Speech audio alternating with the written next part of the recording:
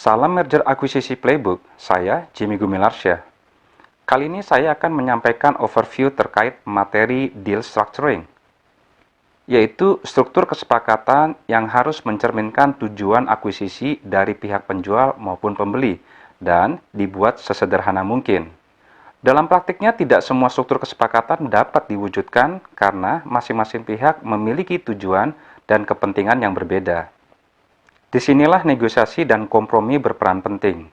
Beberapa isu kunci deal structuring yaitu bagaimana aset dipindahkan dari penjual kepada pembeli, isu yang ditemukan selama proses due diligence yang bisa mempengaruhi harga, kondisi atau struktur kesepakatan, hak dan kewajiban perusahaan target dan pengakuisisi, tujuan jangka panjang pengakuisisi, apa peran perusahaan target pasca kesepakatan dalam pengelolaan dan pertumbuhan perusahaan, dan apakah memerlukan persetujuan dari pihak ketiga atau pemerintah. Bagaimana penyelesaian hutang perusahaan dan sistem pembayarannya. Materi ini terdiri dari struktur transaksi sesuai dengan kesepakatan dan menyesuaikan dengan tujuan para pihak yang terlibat. Struktur bisa bersifat umum, yaitu transaksi aset atau saham, atau statutory merger, atau bisa juga saham untuk aset. Adapun struktur transaksi khusus seperti spin-off, leverage buyout, reverse merger, atau yang lainnya. Dan apa keuntungan dan kerugiannya bagi pihak pembeli ataupun juga bagi pihak penjual. Kemudian isu pajak. Isu ini akan mempengaruhi penilaian dan penetapan harga serta struktur kesepakatan dan mungkin menjadi kondisi yang tidak menyenangkan dalam proses penutupannya nanti.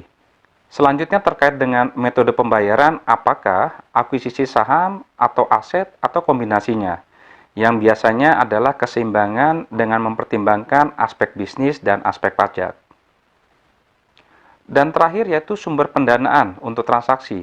Bagaimana pembeli menyediakan pendanaan untuk penyelesaian transaksi? Apakah dengan kekuatan dana sendiri atau dengan menggunakan hutang dari pihak lain? Dan juga akan dijelaskan 5 tahap pendanaan, yaitu tahap pertama yang kita sebut dengan pendanaan seed, tahap kedua atau pendanaan angel investor, dan selanjutnya tahap ketiga pendanaan venture capital, tahap keempat yang kita sebut dengan tahap pendanaan mezzanine, dan terakhir kelima tahap initial public offering atau IPO. Untuk materi lengkapnya Anda bisa baca dalam buku Merger Akuisisi Playbook atau Anda juga bisa mengikuti pelatihannya. Terima kasih.